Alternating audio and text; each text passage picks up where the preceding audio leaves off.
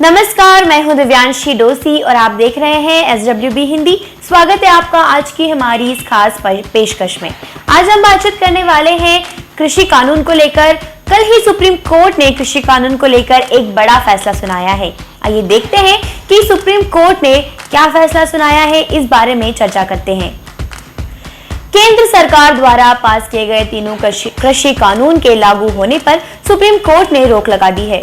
Court ने मंगलवार को यह फैसला सुनाया। साथ ही अब इस मामले को सुलझाने के लिए कमेटी का गठन कर दिया गया है। इस कमेटी में कुल 4 लोग शामिल होंगे।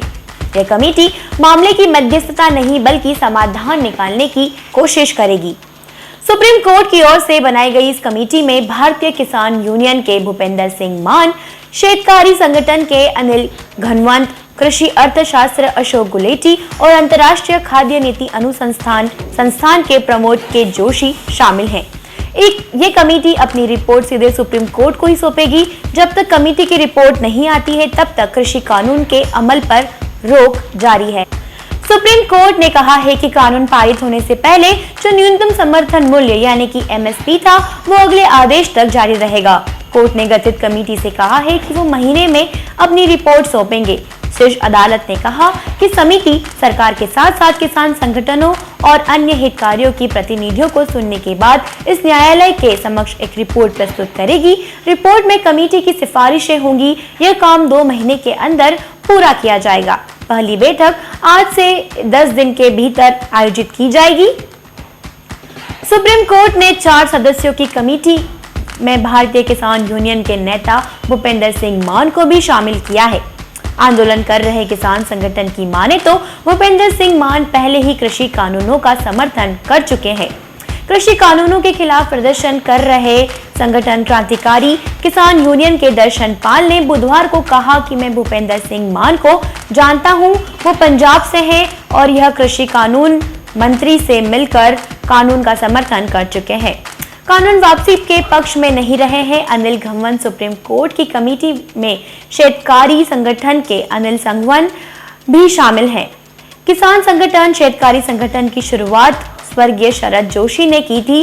बीते दिनों अनिल संघवंत ने कहा था कि सरकार किसानों के साथ विचार विमर्श के बाद कानून को लागू और उसमें संशोधन कर सकती है। हालांकि इन कानूनों को वापस लेने की आवश्यकता नहीं है, जो किसान के लिए कई अवसर को खोल रही है। अशोक गुलाटी ने कहा था, किसानों को कानूनों से होगा फायदा।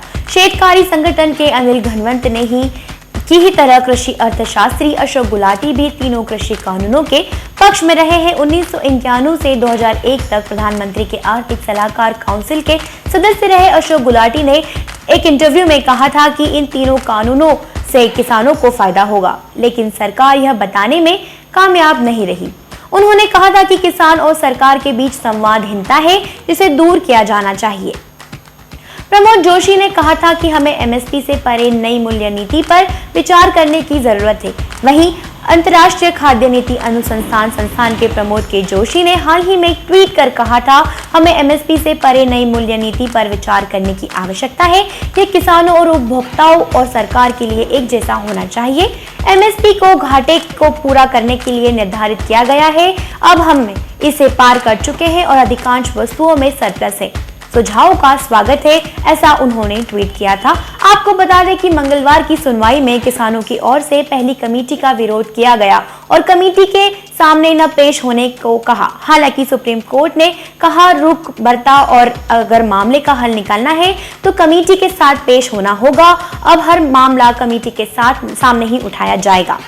सुप्रीम कोर्ट ने यह भी साफ किया कि कमेटी कोई मध्यस्थता करने का काम नहीं करेगी, बल्कि निर्णायक भूमिका निभाएगी। कमेटी कानून का समर्थन और विरोध कर रहे किसानों से बात करेगी, दोनों पक्ष को सुना जाएगा। सुप्रीम कोर्ट ने कहा कि वो कानून सस्पेंड करने को तैयार है, लेकिन बिना किसी लक्ष्य के नहीं। सुप्रीम कोर्ट ने कहा कि अगर किसान समस्या का हल चाहते हैं तो उन्हें कमेटी में पेश होना होगा। ऐसी ही नेशनल और इंटरनेशनल खबरों को जानने के लिए देखते रहिए SWB हिंदी। चैनल को सब्सक्राइब करें, वीडियो को लाइक करें, कमेंट करें, शेयर करें। देखते रहिए SWB हिंदी। ये वीडियो को देखने के लिए आपका धन्यवाद।